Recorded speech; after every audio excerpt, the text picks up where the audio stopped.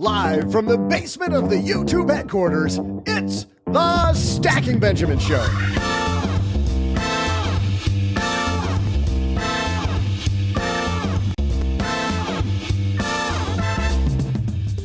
I'm Joe's mom's neighbor, Doug, and what's your investing strategy? Today, we'll highlight 5 rules one publication says you can thank millennials for. Plus, it's the last month of the first quarter. We gotta have someone from either Team Jesse or Team Paula challenge OG. Come on, you two. Who'll step forward to make this trivia contest a race? Let's find out. And now, a guy who's always racing for better returns, it's Joe Saul-Sehy.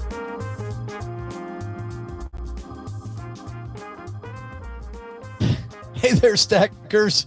Happy Friday. Let us be the first ones to usher in a fantastic weekend of money fun with our chattiest episode of the week. And man, do we got a fun one today, because we're going to be talking about all the things that we can steal from millennials. And if you're a millennial, you can steal from other millennials. If you're not a millennial, we're going to steal from them, or you can steal from yourself. You can do whatever you want to do.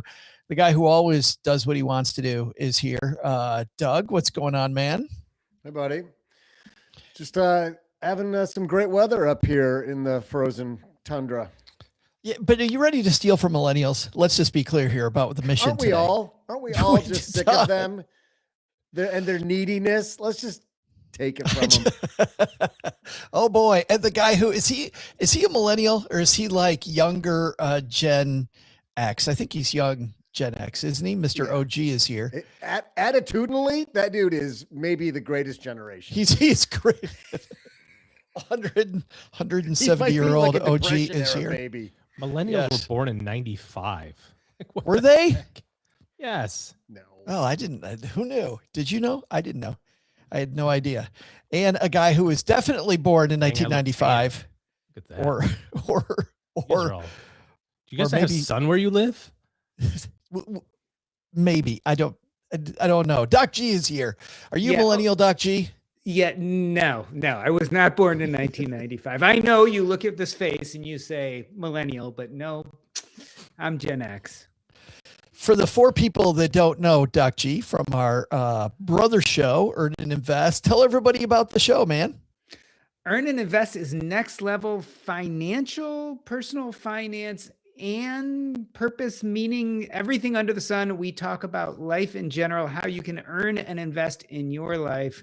Sometimes we just talk money. Other times we talk all sorts of things. I got a guy coming up. We're going to talk about investing in Broadway shows. So, sometimes we talk. Wow. That's not we did a show on Monday, OG, about binary returns. There's a binary return investing in a Broadway show. That I would disagree with that. That is a way different thing. I actually happen to know people who do that. So you don't think that's binary though? It's either going to do pretty well or maybe not. No, I think you have a lot more control over that than something as silly as like investing in Doug's ice cream Tang shop, ice cream and Tang warehouse, or whatever the hell. So according to Ken Davenport, the guy I'm interviewing, about 1 in 5 recoup, right? So your goal first is to recoup. You put the money in, you hope to get at least your money back. But about 1 in 5 make a profit. But a lot of people go into it because they love Broadway, right? They love this idea of being part of the in crowd. Singing in the rain. A woman who loves singing in the rain down in Florida from Frugal Friends. She's back. Jen Smith is here. How are you?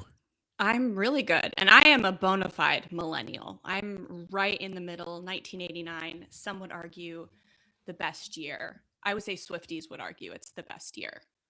So wait a minute. Somebody, Doc, who just said that millennials were born starting in 1995? Is it 1985? Maybe 95 81 is to when 96. It ends. 81 to 96. So yeah. So Jen, you're here today. 95. You're here today so we can steal from you. Is that fine? The lone millennial and female voice, and I will not represent all of us. I will not take that mantle. There's no pressure there, Jen. Not at all.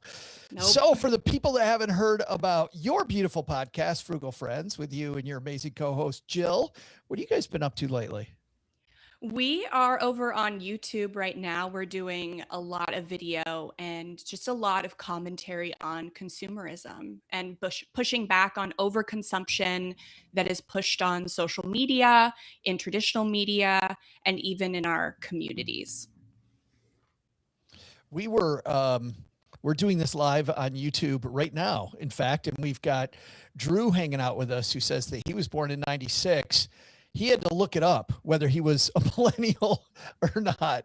So there we go. We got lots of people paying attention to whether they're millennials. Well, we got this wonderful piece from Kiplinger that is 5 investment strategies we can steal from millennials. I don't care where we steal from. We just want to make sure that they're good ones. So Jen, Doc G, OG, Doug, and I, we're going to get into it here in just a minute, but we've got a couple sponsors to help us keep on keeping on. We're going to hear from them first, and then let's do some stealing today, huh? All right, the inspiration for today's discussion comes to us from Kiplinger, as I mentioned just before the break. Corey Ann Hicks wrote this piece, 5 investing rules you can steal from millennials.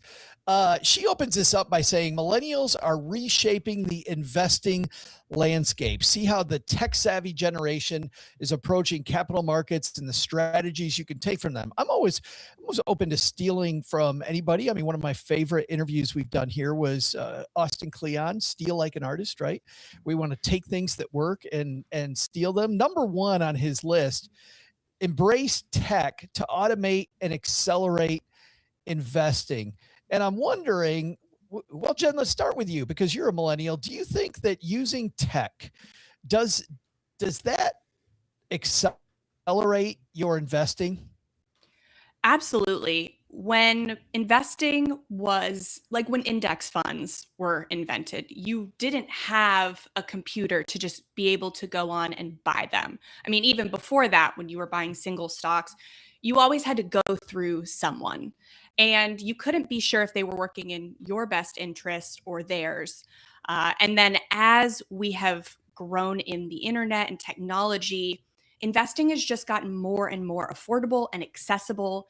And for millennials, we graduated college around 08 to 12, and there weren't a lot of jobs for us. So we didn't have a lot of money right out of college to start this like large time horizon with investing. And so we needed to be able to do small amounts affordably.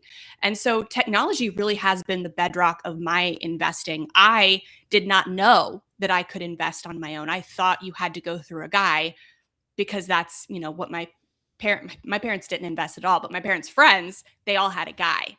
So I had to learn through podcasts like Stacking Benjamins that there was even an option to do it on your own through the internet.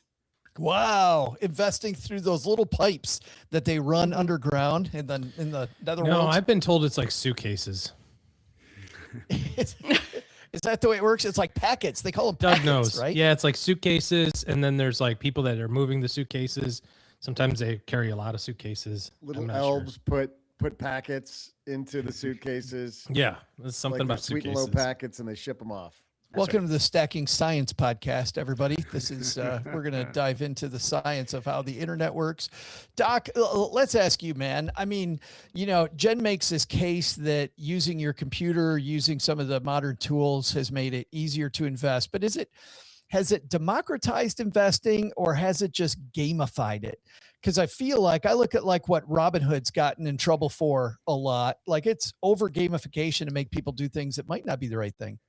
I think it's done both. And here I think we can differentiate kind of basic tech, which is right, computers and the internet, from I think some of the more complex fintech you see out there now, like Robinhood. So, I'm part of Gen X. And so we were right there where we went from defined benefit to defined contribution, right? We got rid of pensions and we went to 401ks. And a lot of people in Gen X didn't really make that transition really well. So they didn't get their money into their 401ks. They didn't really catch up with the retirement savings. Now, what we see in millennials is everything's automated now. So you join your company, they put you into a computerized portal, you automatically opt in to a defined contribution. Your defined contribution gets opted into a target date fund. All of that is automated, and all of that is because of the basic simplified tech. And so I think millennials have really done well with that. And that's why I think millennials in general have done better saving for retirement than at least a lot in Gen X did. On the other hand, we then have a little bit more of the complicated tech, which allows you to gamify things like Robinhood, which really pushes people to trade often and to get on Reddit and learn about what's the coolest, greatest, newest. And it's turned it really into a game. So I think it's done both. The gamifying part is probably not as good for us. Hey, do talk about one thing we all need to steal from millennials, Jen, is that you guys started earlier. How old were you when you first invested? It was 2017, so I would have been 28. So I was a little older because we paid off all of our debt. We paid off $78,000 of debt first, but it only took us 2 years. And we just took that same momentum, and we, for like 4 to 6 years, maxed out everything we could. And it was a lot easier, I think, than there was not easier, but there was a lower barrier to entry to get into investing for somebody who had never invested before, whose parents had never invested before, the only thing I had been told about investing was that my grandmother put like $2,000 in penny stocks into the stock market and then lost it all. And like nobody in my family invested after that. Investing for you was a cautionary tale. Right. And so I thought I had to have a guy, I had to pay him a commission, front load, back end load, like all of that.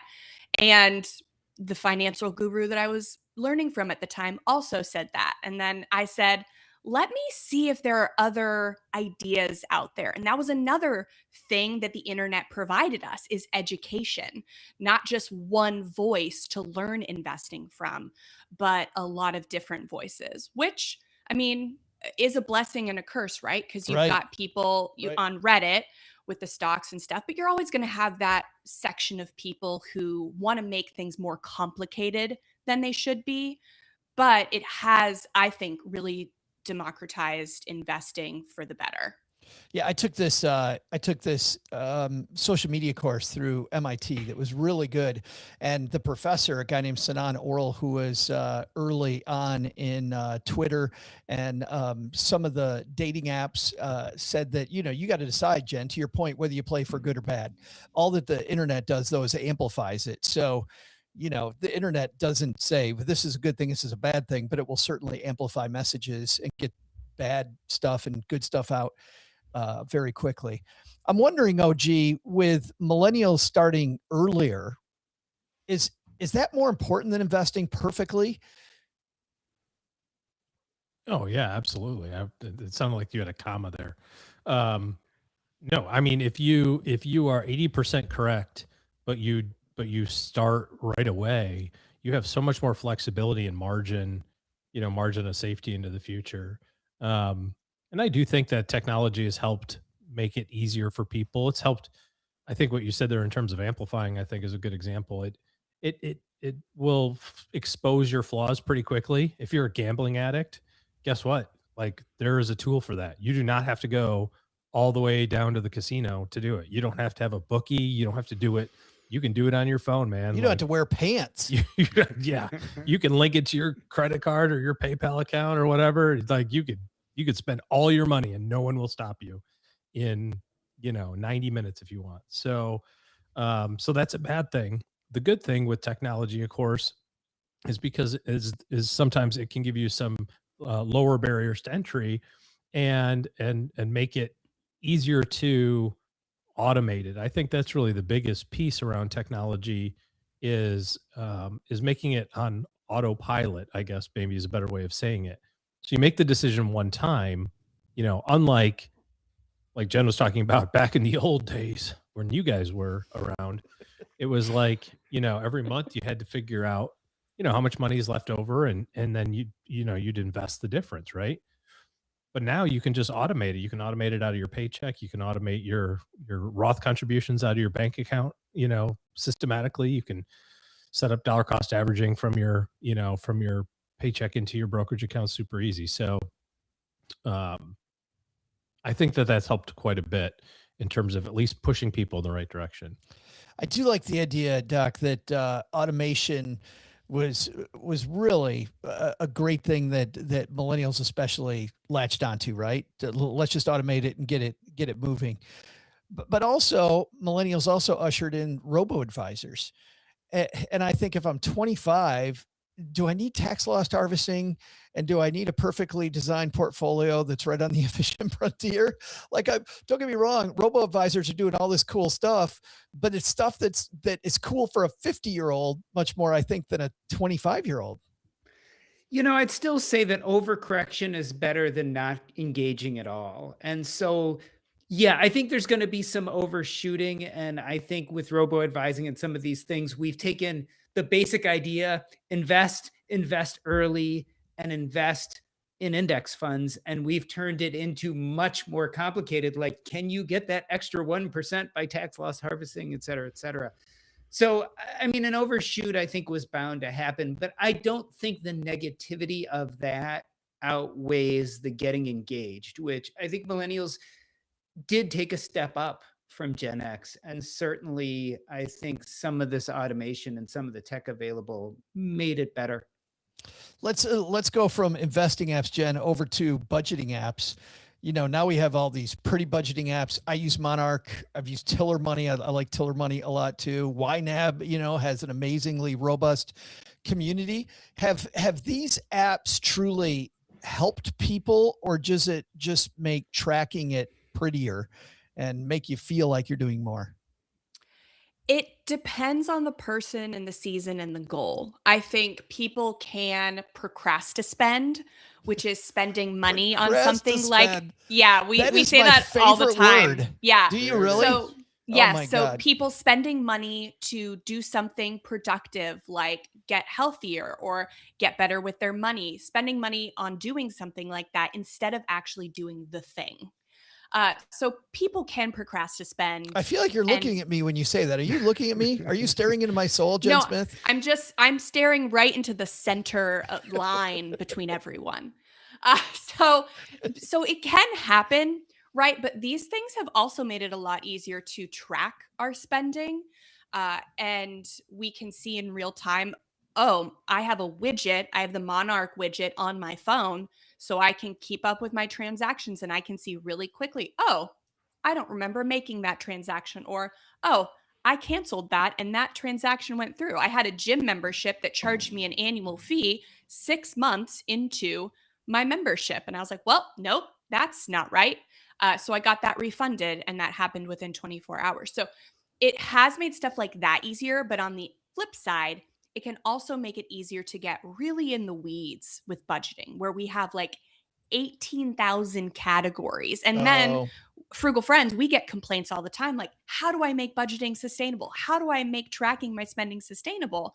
I'm like, well, stop making 2 transactions at the grocery store where you're putting all your food first and then your paper products second, because those are 2 different categories in your budget.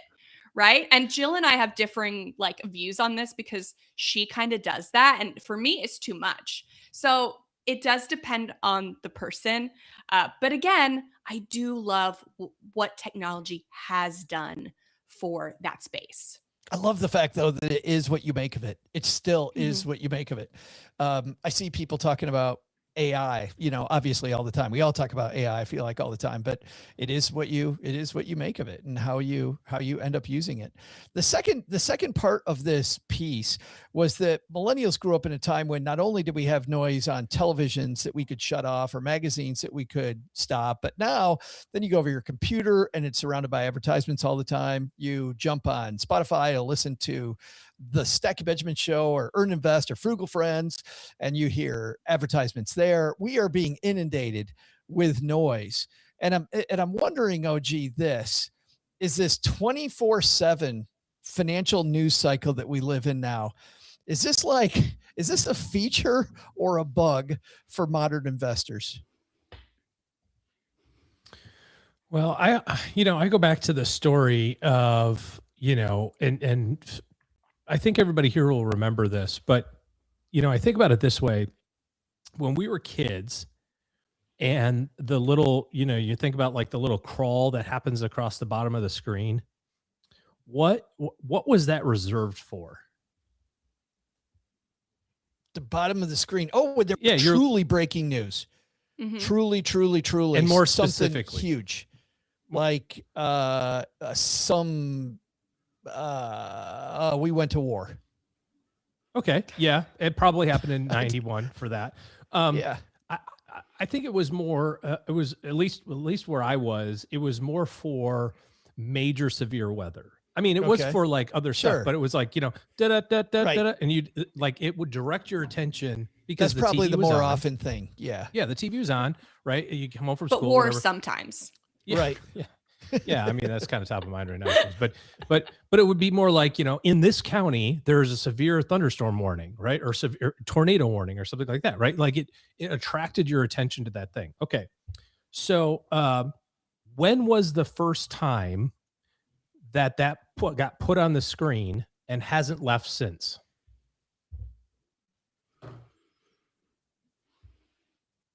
No idea. But I think it was CNN that did it first. Okay.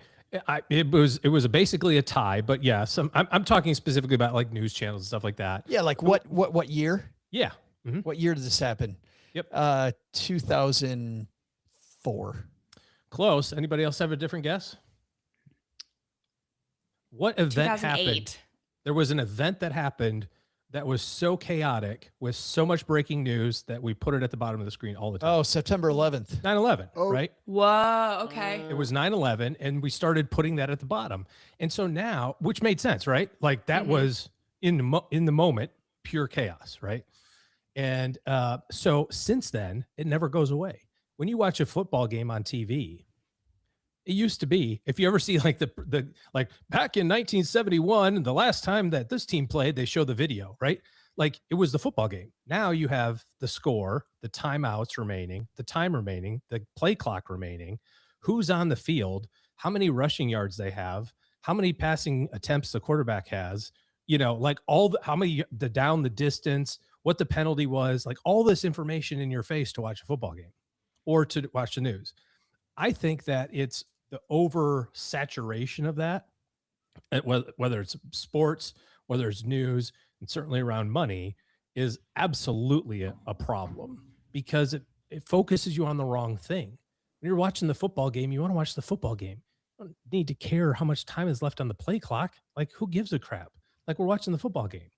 And so when you have this as it relates to financial stuff, there are times and places where, hey, there's some financial news going on. We need to pay attention to this. Rarely does it affect, your day-to-day transactions, but stuff that you'll want to pay attention to. But when everything is an emergency, when everything is crawling along the bottom of the screen all the time, 24/7, your brain can't delineate between, is this an actual emergency or is this what CNBC thinks is an emergency or wants me to believe is an emergency? And more specifically, what do you want to do during an emergency? Do you want to sit there or do you want to do something? You want to do something. You want right? to do something. You got to move. Like, I got to do something. You got to move. There's a flood coming. I need to do something. And so the same thing happens with your money. You think that there's this emergency, so you have this tendency to want to do something. And for the vast majority of people, doing nothing almost all the time is the right thing to do. Let's go to OG's example, Doc, of sports, right? You watch a football game now, and on that crawl at the bottom, it will tell you the odds of either team winning the game. Yeah, in real time. In real time. Like, what's happening? Like, as the pass is in the air, what's the chances of this pass being completed? And between that and the NFL now being part owner of the betting apps, you know exactly why they're telling you the odds of winning, right? And with not only betting, which is now frictionless that we talked about earlier, we also have frictionless trading. Doc, does frictionless trading match with this 24/7 news cycle? Does it give us a chance for better returns or more mistakes? Oh, I mean, most definitely more mistakes. You have to remember, money is made in transactions. No one ever made money when your broker called you back in the 1980s and said, we need to sell this and buy that. if you said, yes, the broker made money. If you said, no, I think I'll leave everything the way it is. Oh, you're talking about middlemen. Middlemen don't make money when you sit. But same with, so the point being is Polymarket, all of these betting apps, etc., they're all making money by convincing you to do something. There's action bias, right? So they want to present decisions to you, often make you feel like you're going to miss out or lose if you don't make a decision, and then push you towards that action bias to create revenue for a third party. And so it makes it people feel like our financial decisions are multiple and often and made on a daily or moment-to-moment basis, where all of us know that actually you want to make some general basic decisions about your finances, automate them, set them on autopilot, and then stop making so many decisions. Remember, decisions basically generate costs almost always. Someone's making a profit and someone's paying for it. Yeah, one of my favorite authors. In fact, it's funny. I have a book of hers that I love right here, "The Power of Fun" by Catherine Price. She has another piece called "How to Break Up with Your Phone," which I think, Jen, is actually really interesting. Like, filtering out the noise is half of the game. How do you filter the noise in your life so that you're able to sit and do nothing? Like somebody said in the comments earlier, Andrea said, don't do something, just stand there, which, to OG's point, is the thing that usually is the right thing to do. Yeah, Josh made such a good point that the more information we are presented with, the more confused that we get, the more we get into fight or flight mode, and we want to take some kind of action to compensate for our confusion or our insecurity or something. And since Jordan brought up biases, we have a complexity bias too. So we think that simpler is stupider, like I must not be as intelligent if I'm not doing anything. And I want to be successful. I want to be smart. So that must mean I have to do something. And that leads to overcomplicating things. And so I think one of the biggest solutions is just getting it out of our screens, off of our phones. If you need to delete social media, delete news apps, unsubscribe from emails for even just a while, not forever, but for a season, then that's going to be really necessary to just stop, take a break. Don't take in as much information. Don't become ignorant. Don't become apathetic, but do not believe that inundating yourself with information makes it easier to do the right thing. It's funny. Our editor, Steve, told me a while ago that he just stopped watching the news. And he said, it's amazing how he still knows every big thing that goes on. I feel like we think if we stop, and of course the news cycle wants us to believe this, if I stop watching, I'm going to miss something important. Like I'm going to miss it. And then I started missing based on Steve's advice and other people. And I'll go almost a week without watching and I didn't miss a thing. But it turns out that if it's a big enough deal, you'll figure it out. Yeah, everybody's going to be talking about it. You'll know about it. Mm-hmm. I've started 100%. using Grok just to go like, give me a 3 bullet point thing of what's going on right now. Like, so in the universe, like what's happening. And if everything is important, nothing is important. Yep. So like just getting the biggest, most impactful snippets of information, I think is going to be the best, instead of knowing everything about everything. Because you're never going to know everything about everything. You're going to know just an inch deep and a mile wide of everything. You're not going to get perspective or nuance. And it's just going to lead to, we want to make 80% good decisions, 20%, whatever. And it's just going to lead to a higher percentage of just bad decisions. Yeah, 100%. 100%. 80, 20, 100%. 100% of the time we make bad decisions. 80% of the time. I don't know. We're gonna leave it right there before I get lost in my own language. We have, at the halfway point of every Stack Your Benjamins Friday episode, a year-long challenge going on between OG and our frequent contributors, Jesse Cramer and Paula Pant. And why don't we just keep the genders the same, just to make it easy? So Jen, you'll be Team Paula, and Doc G, you will be Team Jesse. And guys, that means we've got good news and bad news. Jen, you want the good news or the bad news? I always play for Paula and I always let her down. So Well, Give me the Paula's bad really- news. Well, Pretty the good. impossible to let her down. Yes. Doug, you're 100% right. I was going to give you that good news first. You can't let Paula down because she doesn't do that well on her own. So there is Good. no, Okay. yeah, no letting her She down. hasn't brought it up to me, so She has. When I that don't day think she comes, talks I'll- about. I don't think she talks about her trivia skills to anybody, Jen. She's not I bringing it up. she tries not to mention stacking Benjamins at all when she's out and I, about. I think it would be funny though if she like just for fun sent you like a tersely worded text. I think that'd be a lot of fun. Uh-huh. But Doug, what's the score of this game thus far in 2026? Well, so far, we're looking at a lot of goose eggs. We have Jesse with 0 points. We have Paula with 0 points, and we have OG with 6 points. So you can't do any worse, Jen or Doc, than those guys have. Joe, Doug, Love I have that. a good idea. Joe and Doug, why don't you let me play for OG today? It doesn't matter if he's here. Why don't you let me play for him? This is great. OG's gonna sit out, and we're gonna have Andrea in the chat play for Jesse. Yeah, I don't know. We got to do something here, guys. So Jen and Jordan, no pressure, but I think we got to get moving. To get us moving, Doug, you've got the actual question. Sure do. Hey there, stackers. I'm Joe's mom's neighbor, Doug, and today's a big day because we're talking about your anus. I don't think you pronounce it that way, dude. I think it's Uranus. Yeah, that's what I said. Uranus. Now, will you just pipe down, Joe, and let me do my job? You've had your turn for like the last 3 hours. It's my turn to talk. It was on today's date, way before I thought, frankly, way back in 1781, that Sir William Herschel peered into his telescope and yelled, "Hey, look how huge Uranus is." I don't think he said that. Who's talking right now? Is it me or is it you? It's me. Okay. Well, lots of people have talked about probing Uranus. And finally, it wasn't that guy from third period, but actually it was NASA who got close with the Voyager 2 spacecraft, which flew by in 1986. Now, NASA wants a closer examination of Uranus, so they're sending a probe deep into the planet's, what's the word? What am I I looking don't for think we here? want to hear the word. We don't want to hear the word. Atmosphere, Joe. That was the word I was looking for. Atmosphere. What do you think I was going to say? Jeez. Here's today's question. Oh, those interruptions were so helpful.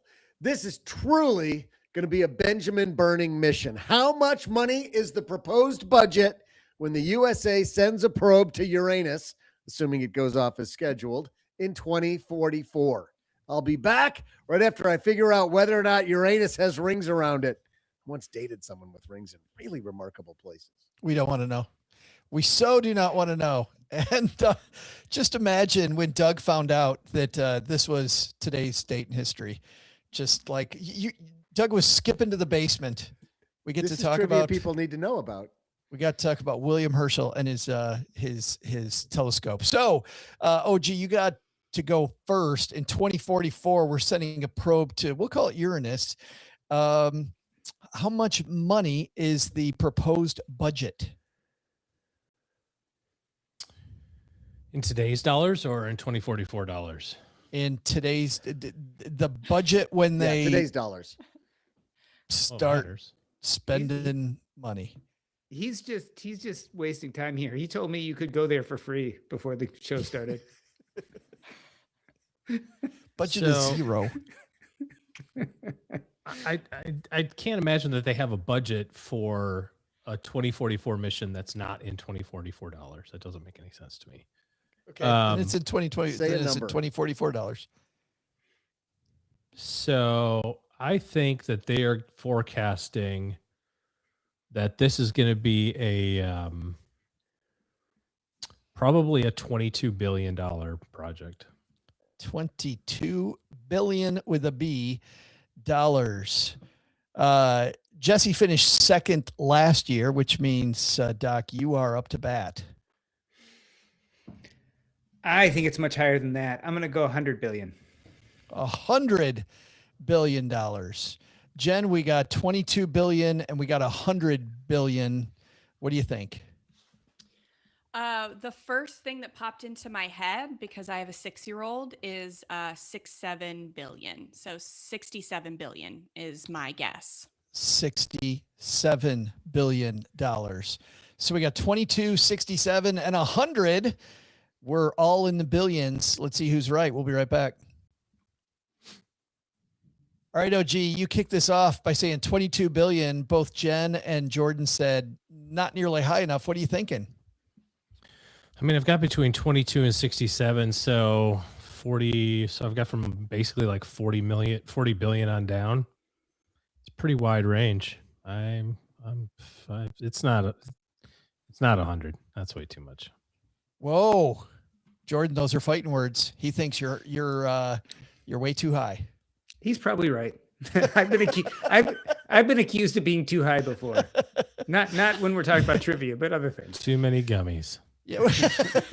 When the answer is between 1 and 10 and Doc answers 100. Yeah, maybe. Jen, you're right there in the middle. Character. 67. Feeling good? You know what? I feel like I've heard that number too many times. 6, 7? Yeah. In the last year, like 6, months, 7, yeah. 6, 7. Yeah. Yeah. And so here's to hoping it pays off in some way. Man, I hope so. Cause somebody's got to break the streak here, Doug. Tell me somebody's going to do it.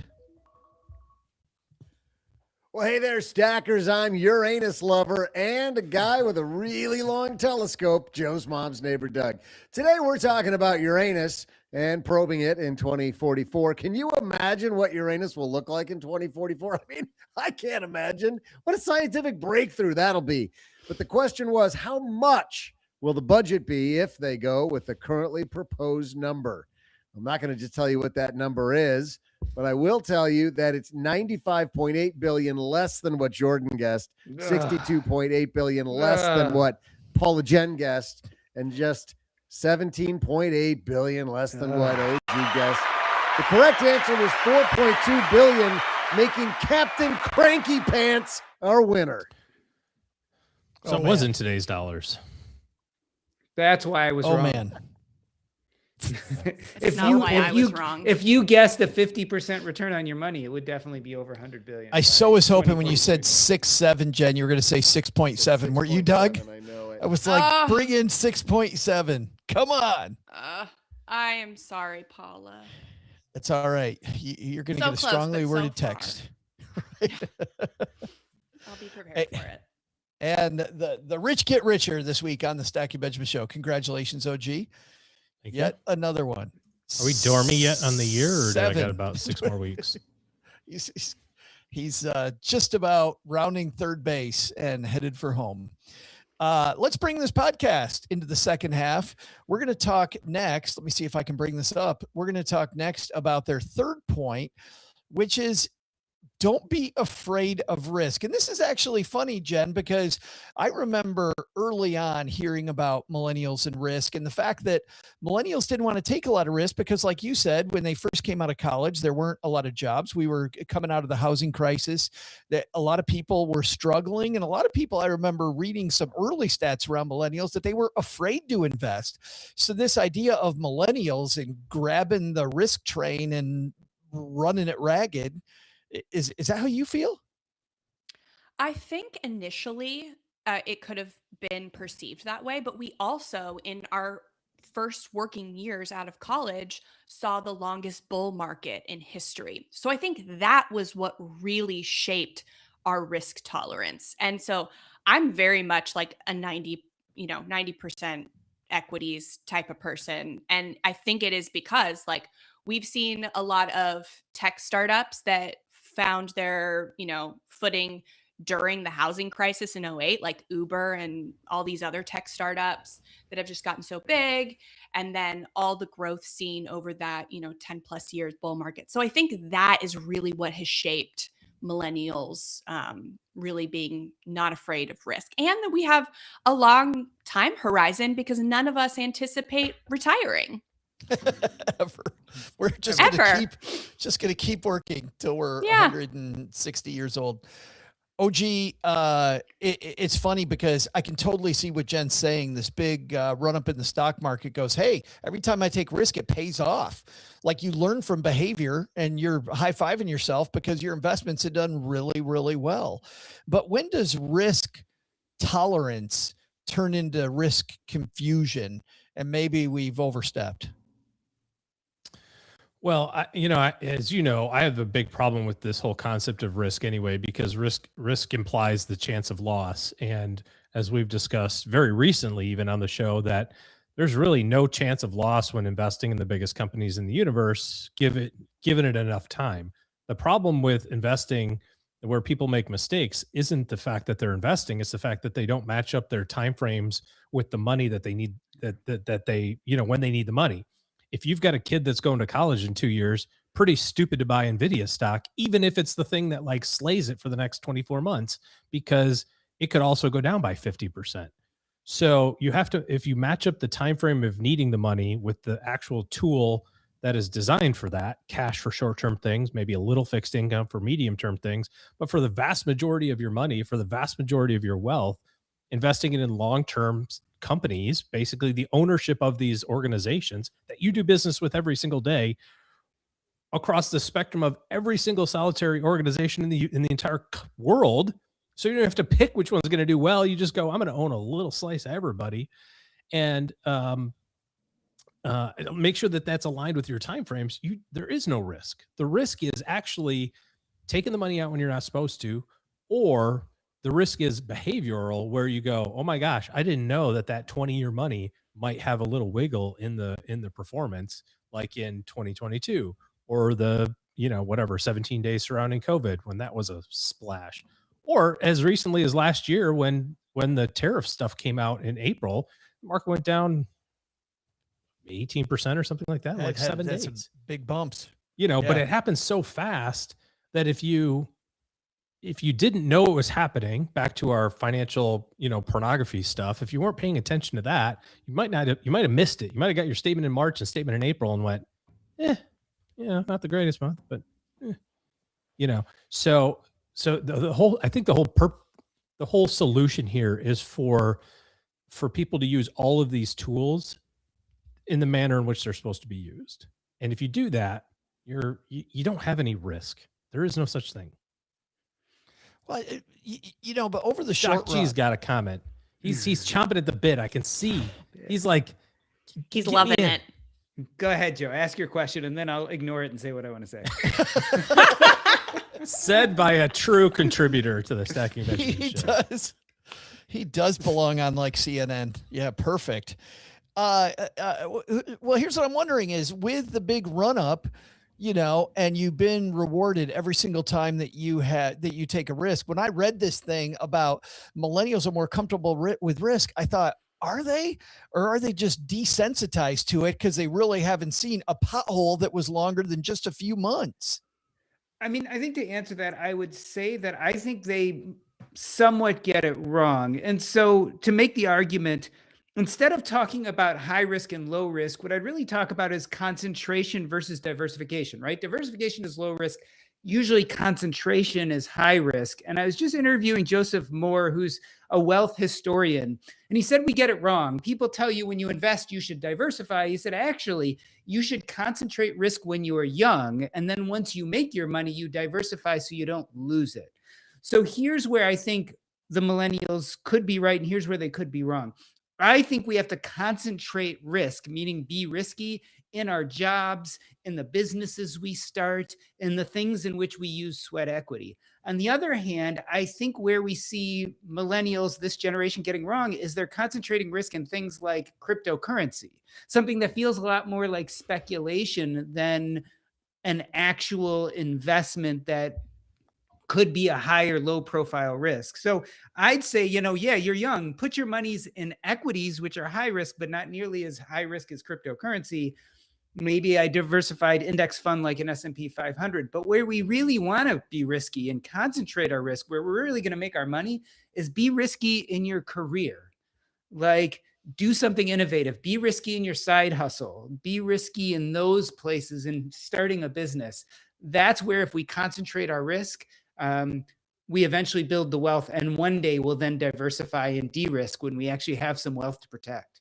Yeah, I like this idea of taking risk in your career, and I think we don't think about that enough. But are you saying when you're in your 20s, don't swing for the fences with your investments?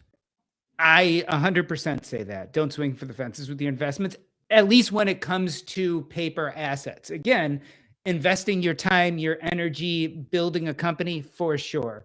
But when it comes to very high risk assets, I don't think those are what really build long-term wealth. Certainly it does for a few, right? So if you were early in on some of these big companies, or if you were early to cryptocurrency, you built a huge amount of wealth, but the grand majority of people lose, not win on that. Whereas if you invest in, again, building a career, building a skill set, or building a business, that's more likely to pay off for you in the long term. Pays lots of dividends over your, I would your just longer career.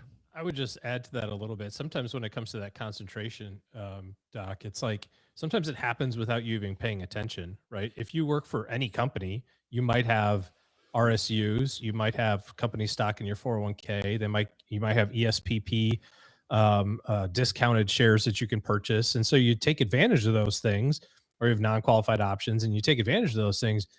On the other side of it, if you don't manage that concentration, or at least have a plan for it, what we see sometimes is, you wake up 10 years later and you worked for a company that was, even take out the ones that are like wildly successful, just ones that have stayed in business and did okay.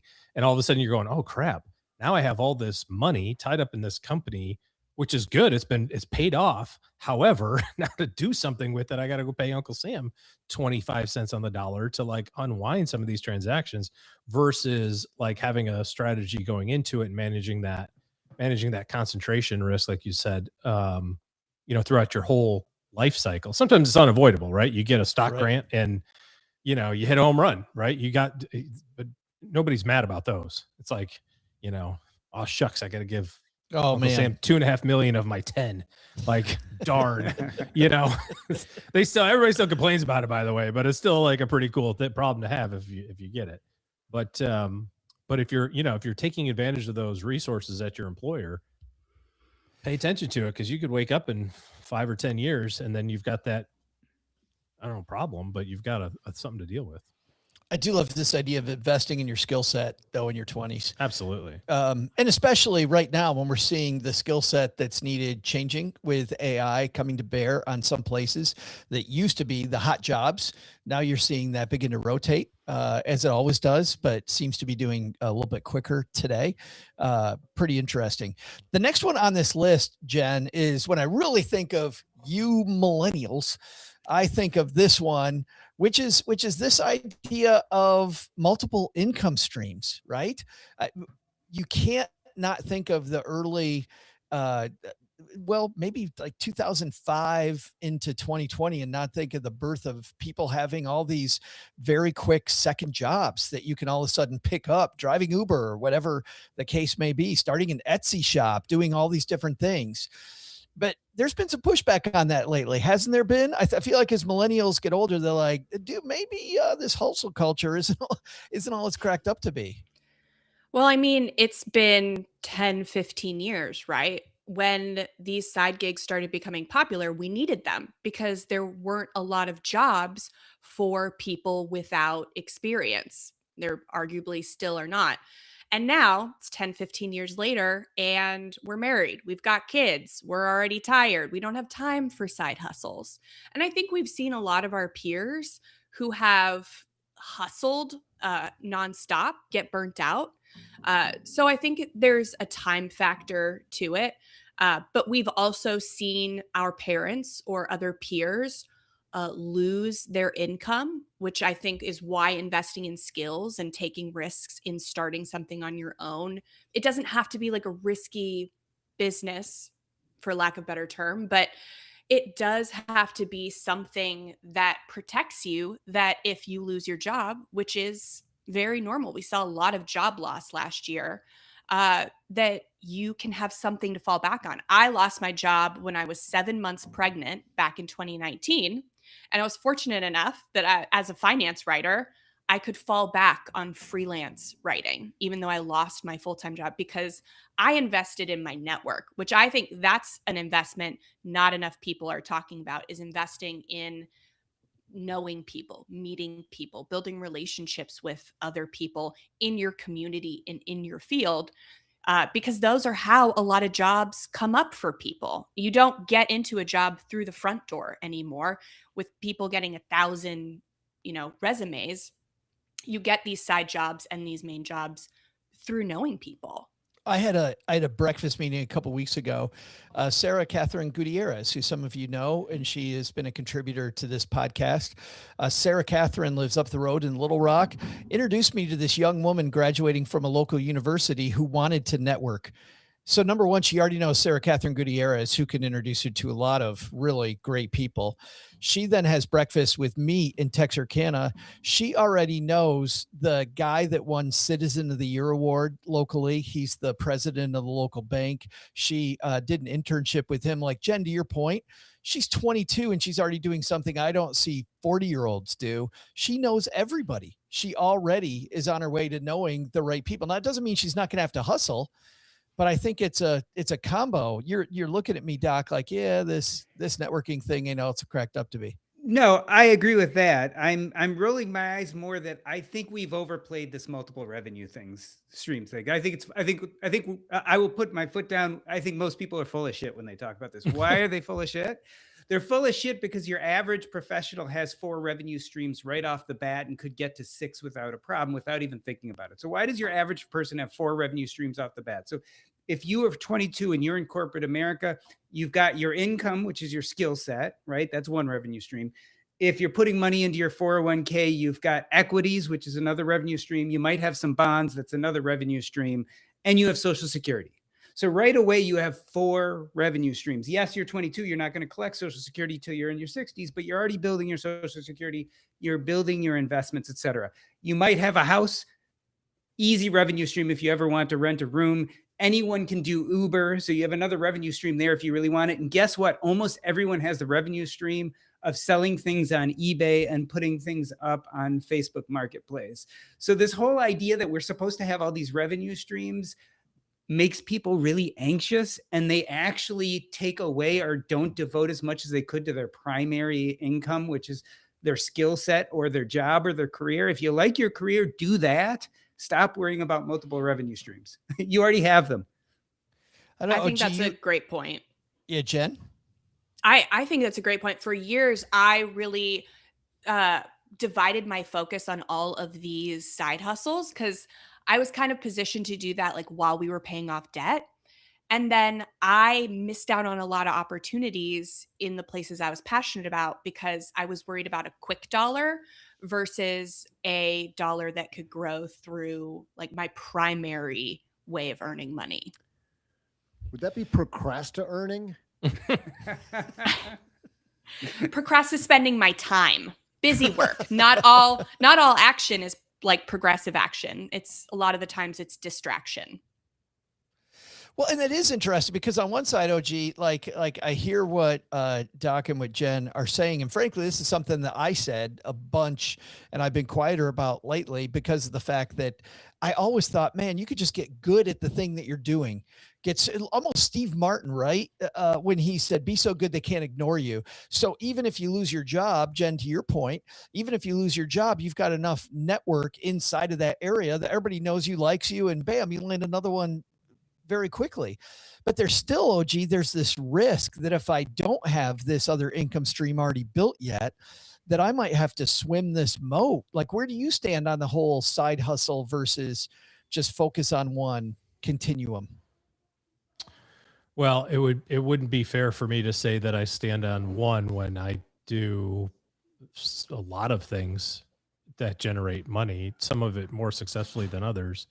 But I do think that if you're an expert in a particular area, it becomes easier to spin off into ancillary things, or to, you have the network to, do consulting, for example. Nobody cares to do consulting with somebody that hasn't been successful. Like that's not like I consult to small business owners on marketing. The first question is, how's your marketing? It's like, oh, I don't have a business or do marketing, Right. but I consult to you. It's like, okay, I had somebody market me recently saying they can help us with our X following. And so I went and looked at their X following and they had like 3,200 followers. yeah. And that's a lot, but not consulting a lot. Not enough to be telling me what to. Yeah. Yeah. So I definitely think that it's good to have other things. I think personally for me, I found that the stuff that I like doing also turns into opportunities to earn a few extra bucks, but it's not anything that is going to produce like, pay the mortgage type of money. It's more of like, just kind of extra fun stuff. But if you're not topped out at where you are, if you're not the go-to person in your career or the go-to person in your office, heck, you probably should be spending some time and energy, trying to work on that. Does somebody's cat need help? Yeah, that's mine. Well, not mine, because everyone knows how I feel about it. But it's no, my daughter came home and she went to the bathroom, but the cat is not excited by the fact that she shut the door to the bathroom. So I thought that we had a new star of the show on Stacking Benjamins. Let's move into this last one just briefly, because also the world of ESG kind of exploded during millennials coming into the forefront of investing. And this is interesting. And I don't know where to start here, because I feel like, Jen, well, let's go back to the millennial. We'll start with you, Jen, because I feel like initially this idea of investing with your values is a great thing. And then I saw all these companies get on board, and then we start looking under the hood. And for a lot of companies, it's talking the talk, but it's truly not walking the walk. Yeah, it's hard because a lot of people aren't going to look under the hood. They're going to trust the experts to say, "Oh, if this is a social justice or sustainability driven fund, that it is what it says it is." And so it's unfortunate that something that could have been like really good got tarnished so quickly by some bad players. It stinks. And so I still know of like my friend Laura Oldaney. She helps people invest kind of outside of Wall Street, like using self-directed IRAs for like investing in Main Street, stuff like that. There are still options. I think they're kind of like 201 level, like definitely not something that I would start with, because it's a little more complex and more risky. So, and then you've got other people who have, diverted to maybe doing more real estate. So there are other options, but it was such a bummer that something that could have been so good it is now has a really bad vibe around it. Yeah, some not the same connotation that it had for a while. It's interesting because, and Doc, you like having these philosophical arguments. You and I have had these discussions at Camp Fives before. Should your investments reflect your personal values, or should you just look to maximize returns and then have your values outside of your investment portfolio? I think the answer can be either. Part of the problem is I truly believe when you try to invest your values, it's much, much harder to get the same returns. So I think it's really hard over long sustainable periods to invest, for instance, in ESG funds and have them return what the S&P 500 does. And the other problem with that is the ESG fund really ESG when you go under the hood? Is it really what you think it is? I think you have to put your foot in the sand and just decide what's more important to you.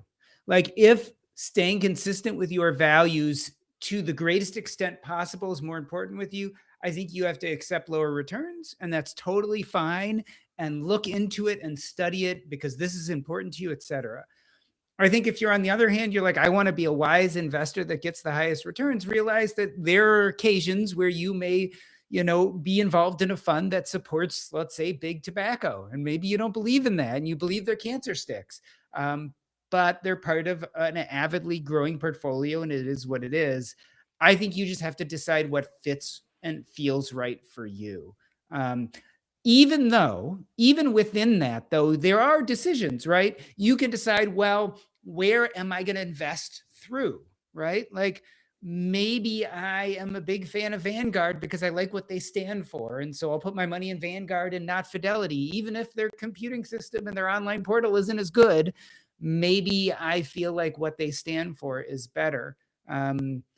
So I think you can make some of those decisions and get some equivalent endpoints, right? Because you can invest through Fidelity or Vanguard, and you're going to do fine either way. But I think it gets harder the more you really want to be a stickler about only putting your money in places that follow kind of your ethical dictates. We have seen lately for a while, OG, that ESG investments actually were leading the way for a while. And some people even said maybe that's going to continue into the future where, companies are driving returns by doing the right stuff. Do you think we can really, you've heard the phrase, we can do well and do good consistently. Is that really a thing? Do you think we really can? I'm snickering here to myself because I wondered if this fund still existed, and it does. It's called the Vice Fund. And the headline image, the hero image on the website is a dude gambling with a glass of whiskey. And I'd love to know the returns on that.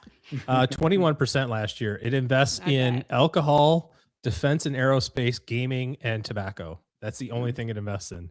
So it's like literally, basically, it's like a Saturday night with Doug. That's what you are investing in. Maybe we should call it that. The Saturday all the night with Doug prediction fund. markets. Yeah. All the prediction markets. I think so. Here's my take on this. I don't have a dog in the hunt. I think that if it's like Doc G said, if it's something that's super important to you, I think you should go after it and you should do what you think is best for you. I don't know whether or not it's fair to predict into the future that, this type of investing will do better or worse than that type of investing. I don't know that I could prove that to anybody in advance. But my question always, just because I'm a little bit of a cynic when it comes to stuff like this, is my question is like, where do you draw the line, right? Like we just saw, I'll just use a very open example that happened here recently. We just saw the news about Claude and ChatGPT, and one company said, I don't even remember which was which, but one said, hey, we're going to do it our way, to hell with the government. And the other one said, well, if you guys don't want the contract, we'll have the contract. And what do you want us to do? And so some people may look at that. Now, neither of these are publicly traded companies, but you might look at that and say, well, I've got a feeling about this one way or the other. Does that make you change your opinion about investing in either of those companies? If you take an example of or a company like NVIDIA, you could say, oh, well, they're doing a bunch of really good things with technology and that sort of thing, but they're also using a bunch of energy and clear cutting forests to build all this infrastructure that they need to run their organizations, which may be a good thing eventually or a bad thing eventually. I don't know. Like, you know what I mean? Like it's hard to, in my opinion, to firm out like always or nevers, you know what I mean? Like, because there's so much nuance there. If there's some things that are like very particular, like religious belief, and say, hey, I can't, like in my soul, I can't do this, then that's totally fine. And whether or not that leads to different returns, so be it. Like, who cares? I want to ask you technology wise, because it's been about a year and a half since we spoke with a gentleman from Vanguard. I'm not going to get his name right now, but he was talking about the technology, OG, that we've seen coming around where we can take an S&P 500 fund or a total stock market fund, and we can take stocks out just for us. We can say, I'm going to do the total stock market, but not invest in this stock or this stock and this stock. And I know on some level, people can do that with separate accounts. Yeah, absolutely. But there's going to be a more mass marketization of that coming online. How far away do you think that is for the average stacker? Well, I mean, you could do it right now if you wanted. I'm talking about like automate it, and obviously you could do it. You could literally pick your own stocks. Yeah, but I'm that'd saying be such a pain. buy a pre-packaged product and say exclude this stuff and automate it from here. Yeah, you can do that right now. There's probably some limitations, in terms of minimum account size, and then you have to decide whether or not that's, again, back to, is the juice worth the squeeze, right? Like what are we talking about? If you've got 100K in your brokerage account and you're comparing it against the Russell 3000, each one of these stocks has $300 in it, and you're going to say, I want to exclude these 4 because I don't want to do that. Like, okay, like what are we doing? You're creating a rocket ship to like eliminate $1,200 from your portfolio of investing, and Yeah. I don't know. You know what I mean? Like I will play that. I'll play that game a little bit with people, but the reality is that it's not my job, nor is it our job, any of our jobs, to tell people how they should feel about investing. It's really just to say, here's the roadmap for what is the way for you based on what your values and beliefs are, and to support it however we can. And if that turns out, by the way, that it's lower returns, again, so be it, right? Then that just changes your plan a little bit, right? So you just save a little bit more money, or you work a year longer or something like that. It's not the end of the world one way or the other. But if it's important to you, you got to get after it. I have a hot take on the question in that. Oh, let's do it. I don't think that you'll be able to get as high of returns. I don't think the whole do good and like make good and do well and do well is sustainable long term. Because think about, how do companies make money? They have to how do stocks increase in value? There's higher profits, and companies do prioritize profits for that reason. And we're seeing it in shrinkflation, skimpflation, social media overconsumption, hauls. And I think that is doing more damage to us, than us not investing in sustainable funds or whatnot. So I think if we all did do this, like the ethical thing, I think, consume less, consume better, companies would not have as good of returns. They would not have as high of profits. And then the returns would be not as good. But that's just like my hot take. Jen, I heard an interesting take on this, which was, no, your job, if you disagree with something, is to make as much money as you possibly can so that you can dedicate enormous amount of resources in the future to getting rid of that thing that you don't like. And it's like, so I'll show them, which has some validity to it, right? I mean, like, who has the, it's got a bunch of negative connotations here, but all the political capital, right? It's how much money goes into political campaigns. Who does it? Is your $400 contribution to such and such a political campaign going to earn you a seat at the table? No, it doesn't. It's the $400,000 one that does, or the 4 million, and now 400 million. Right. You know what I mean? So, So how do you eliminate it? Well, you make a crap load of money and then go, I'm a gazillionaire, as what's his name said, Forrest Gump. We got primaries coming up here. And as you know, OG, somebody on one of my social media pages said, by the 6th mailer you send that looks exactly the same, we probably already know who you are. And there was no reason for you to send that. And yet we just get in it. So much money wasted. It's so frustrating. I think that's a fine place to leave it. We'll link to this piece on our show notes page at Stacking Benjamin. So this article, are you going to link to the article? It's a piece. We're linked to the piece. The piece of the article? Yes. This is Jen's favorite part of the show, where we argue with the word. Is it an article or a piece? It's a piece. It is a piece from Kiplinger. Yes. From the article Kiplinger. Yes.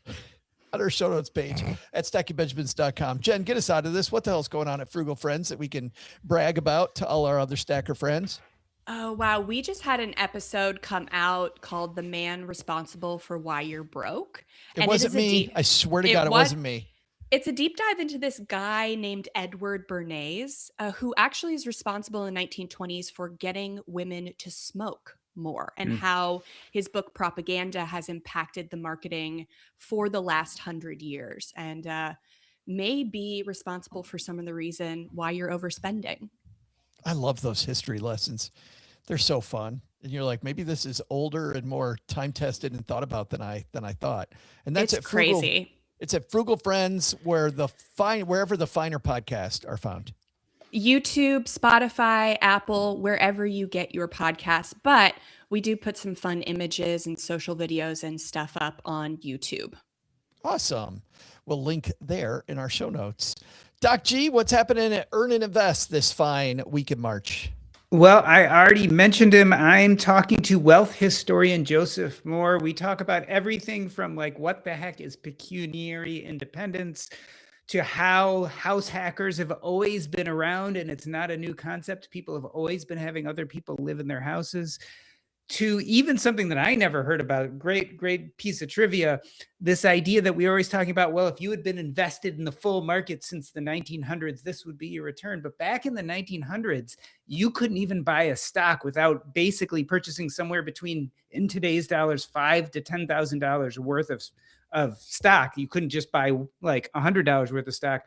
So the way that people invested were these places called bucket shops, where there would be a ticker of the stock market and people would place side bets in the bucket shop about what would go up or what would go down. And that's actually how most Americans who invested in the stock market, that was the only way for them to invest in the stock market at that time, because most people couldn't afford the $5,000 or $10,000 to buy the minimum amount of stocks you could in a company to be part of the actual stock market.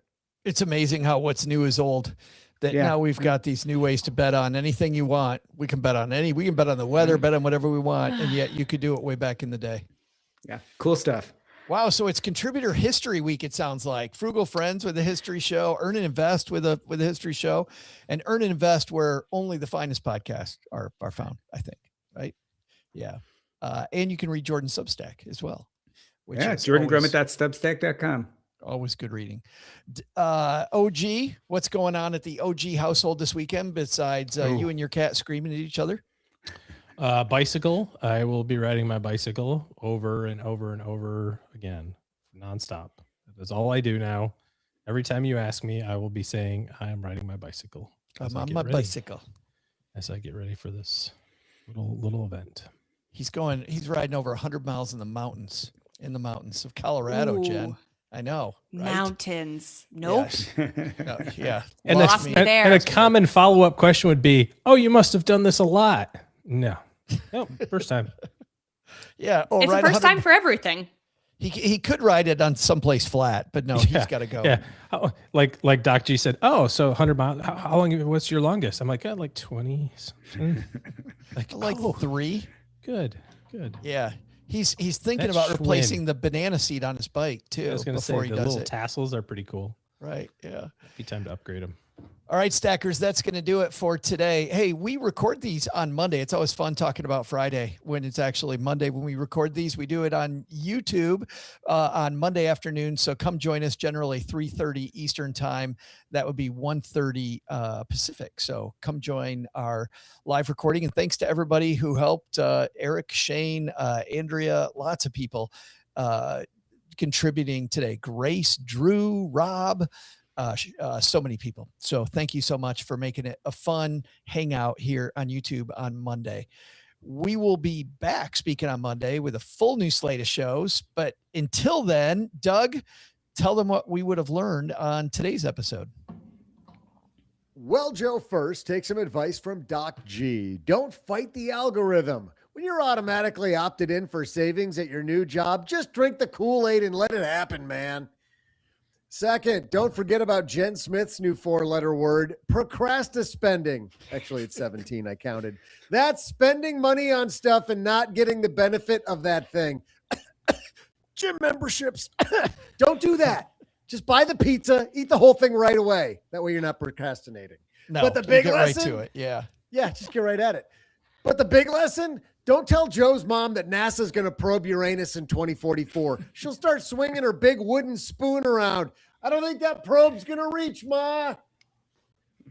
Thanks to Jen Smith for joining us today to learn more about Jen and her Frugal Friends. Oh, they sound like tons of fun, Jen. Check out frugalfriendspodcast.com. We'll also include links in our show notes at stackingbenjamins.com. Thanks to Doc G for hanging out with us today. Be sure to check out his insightful podcast, earn, and invest wherever you listen to finer podcasts.